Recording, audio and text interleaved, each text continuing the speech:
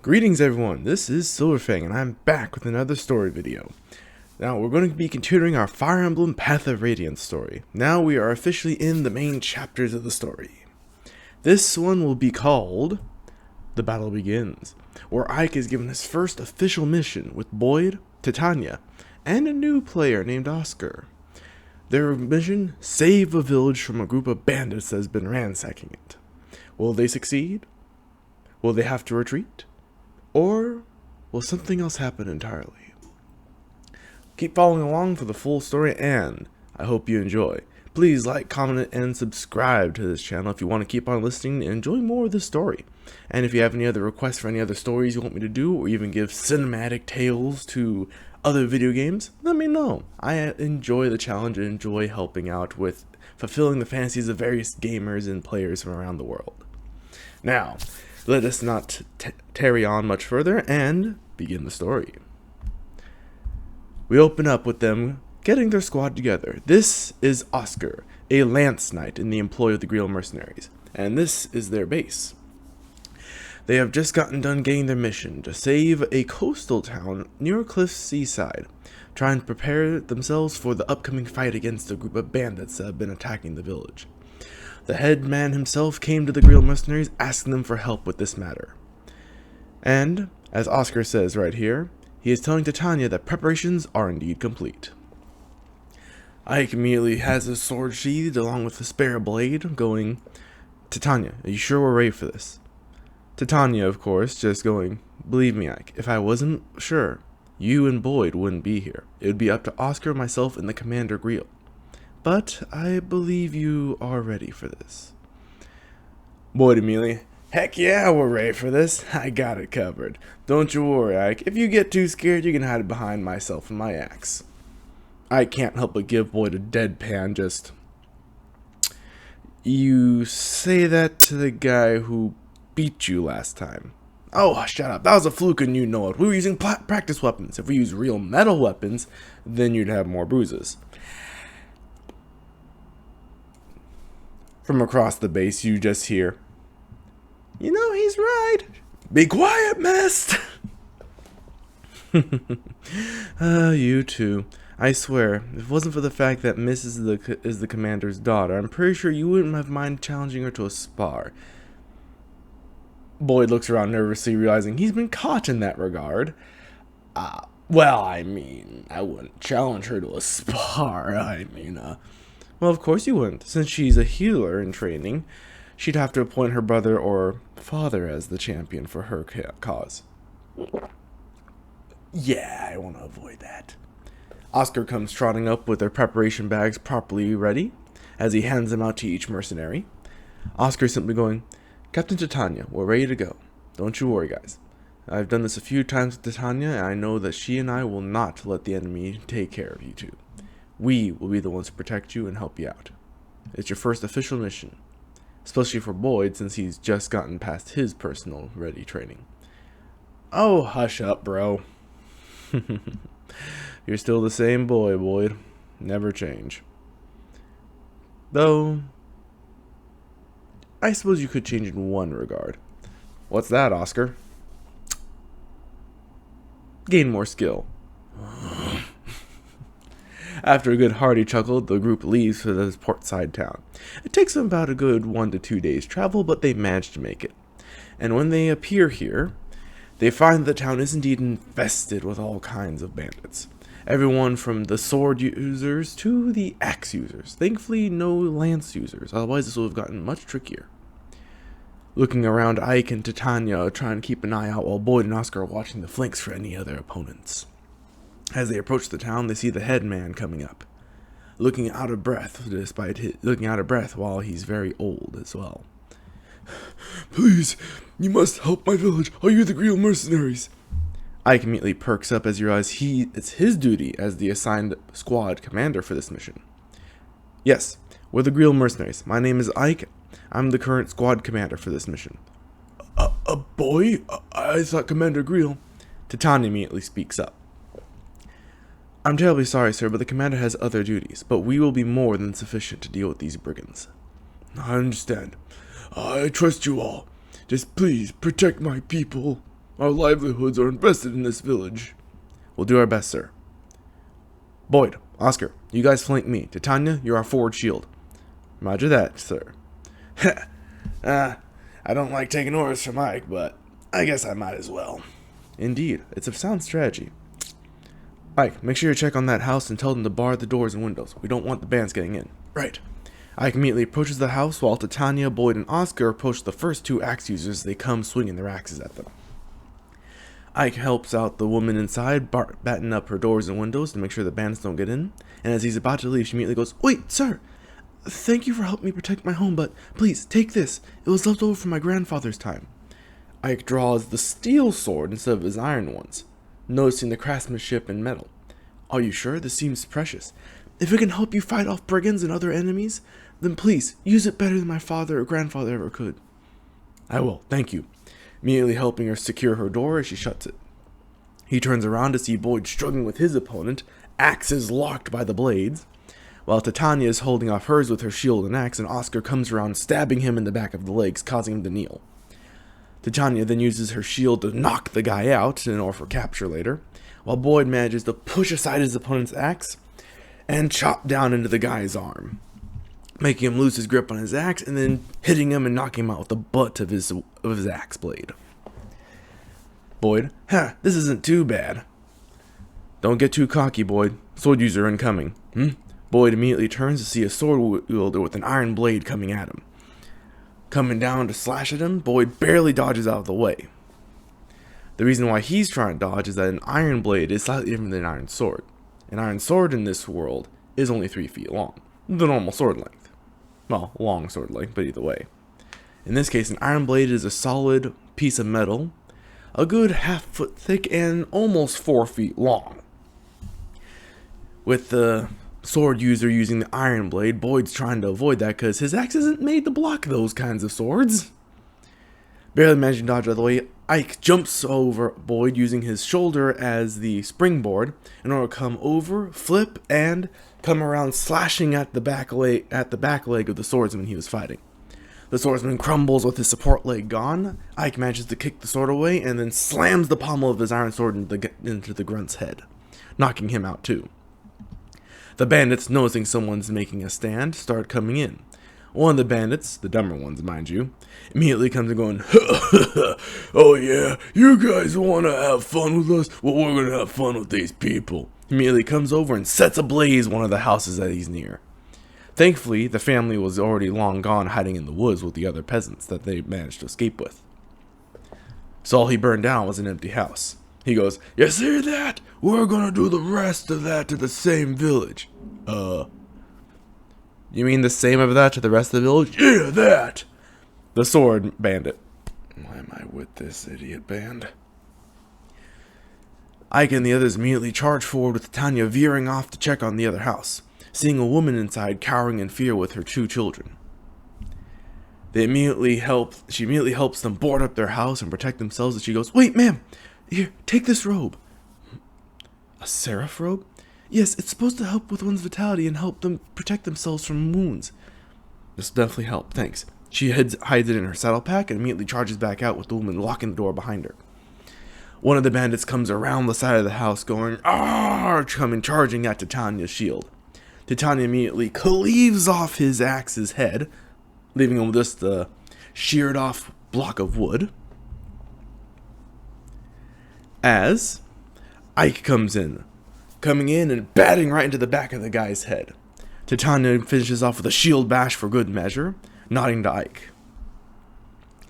The last 2 bandits, besides the boss that is, come running around the corner, seeing Boyd there with his iron axe coming at them. Oscar's right behind him. Boyd comes in with a forward slash, blocking the bandit with the axe blade. Both of them locking axes and turning into a game of who's stronger, while Oscar rides right past his brother. Oscar comes around with his lance, first using the bladed tip to slash into the swordsman's arm, making him lose one hand off the grip of his sword, making him use his sword in one hand. Oscar immediately careens around using a cantering trot, trying to use his horse to outmaneuver the swordsman. Swordsman tries to get a good gash on the sword, but Oscar manages to veer his horse away just in time, using the back end of his lance to get a good hit on the swordsman's chest. causing him to lose his wind for a minute. Ugh. Damn knight. Immediately, Oscar comes around and stabs the man right into the upper bicep of his other arm, making him lose his grip entirely as he comes around and bats him over the head with his spear, making the man immediately crumple down unconscious. Back with Boyd, however, Boyd is currently struggling. The bandit proves stronger than him, actually pushes Boyd's axe away and comes around ready for a cut. Then he realizes he's been in this before, but as the axe user against Ike. Immediately drawing on that experience, he immediately ducks down below the axe blade as he comes up and hacks into the guy's underarm right underneath the bicep, into the tricep muscle, cutting deeply to the bone, making the guy cry out in pain and drop his axe. Boyd immediately retracts his blade, turns it around, and whacks him right through the head with the back end of it, knocking him cold. Titania immediately comes forward without her horse, charging at the bandit leader. As her horse is currently being used as an unconscious body collector, as they've been starting to put the bandit bodies on the back. She comes in, swinging her blade at the boss trying to hold her off. But, even with that, the last of the bandits, the last three guys coming up behind them from the woods trying to find the runaway peasants, all start meeting their end left and right. One of them comes charging at Boyd, trying to get him with a back axe. Boyd turns around immediately and manages to kick him in the face with his heavy boot, making the bandit stumble, as Boyd comes around and cleaves through his chest arm with his axe, causing a good gash and making the bandit cry out in pain. To follow it up, he comes down with a solid back end of his axe into the guy's face, knocking him out cold. The last of the two remaining bandits that have reinforced their position are coming in trying to fight them off, but Ike is ready to come at him. Ike comes in, blocking the axe blade, while Oscar comes around, stabbing into the key leg muscle of the swordsman that has come to reinforce, putting them both out of the fight as Ike comes around with a good gash to both of the bandits' legs, cutting through them and making him collapse to his knees as Ike comes around and kicks him straight in the face. Meanwhile, Titania and the bandit are matched. The bandit has strength, Titania has skill, but the bandit's raw stamina is actually outlasting her skillful blows, making them clang against each other. Until finally, Boyd, Oscar, and Ike are able to join the fight. The bandit leader, realizing he's outnumbered, tries to take refuge in the house of the mayor, in the doorway, making it to where they can only come at him one at a time.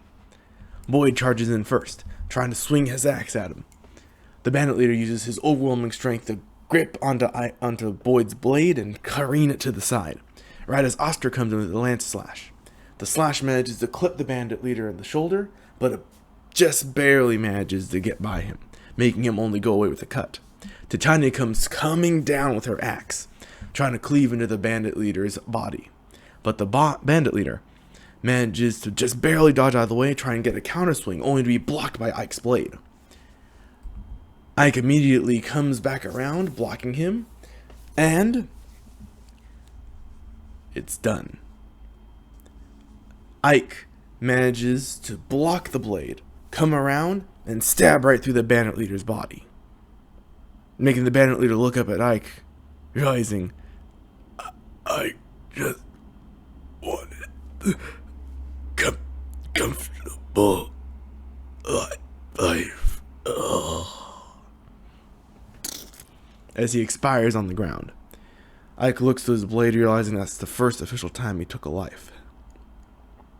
But realizing that this man was too far gone in his greed and want for control to change. Titania pats him on the back, gripping his shoulder, in a silent move saying, "Don't worry, you did the right thing." They go around cleaning up the other unconscious bandits and waiting for the authorities to come bring them back. Which, thankfully, some knights from the bigger city nearby do come by and arrest the bandits, immediately taking them back while the village elder comes in going, "Thank you very much for protecting my village. Please, take this gold," as he gives them 1,500 gold pieces. "Sir, this is more than we agreed." "Nonsense! You help protect so many of my people alongside my home. If it wasn't for you, we would have nothing left.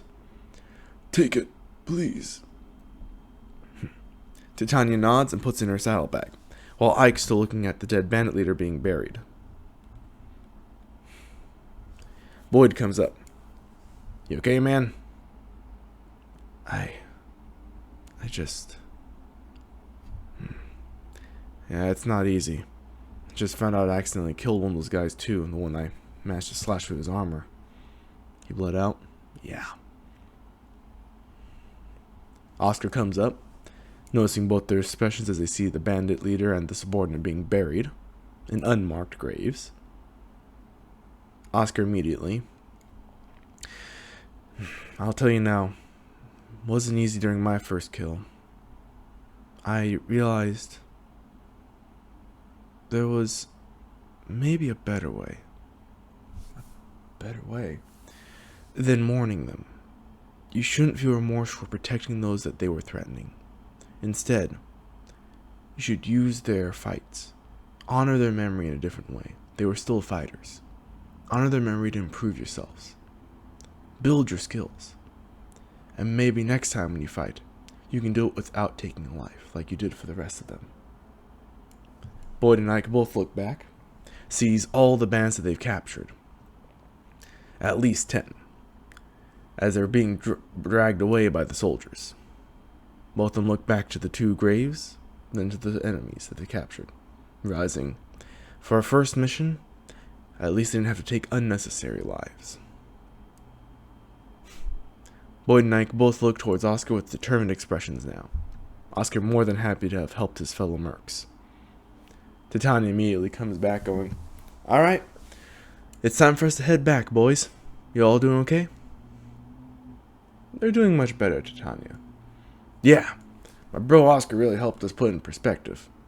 Even Ike. Yeah. Drawing his blade. Looking at his iron sword. Yeah, he really did. Come on. Let's get back. Pretty sure Father wanted to hear about how we defend the village. Heck yeah, he will. Just imagine. Boyd and Ike, dynamic duo, taking them all down single-handedly. Oscar, of course, couldn't help it. If you're a duo, doesn't that technically mean there's two hands at play instead of single-handedly? And plus, doesn't that technically mean that Titania and I didn't contribute anything to the fighting? Well, no, I mean you, Titania, you definitely. Titania giving him the playful cold glare. Ike, help me out here. Ike, I'm not getting between you and Titania. You're on your own there. Eep. A good hearty chuckle follows our friends as they return back to the base. Though there will be some self-exploration from Ike and Boyd in the future as they get ready for their next mission. However, dark clouds loom on the horizon, and it's not just a storm brewing. Hopefully you all enjoyed this next commentary on the story, and I hope you're enjoying it in the future.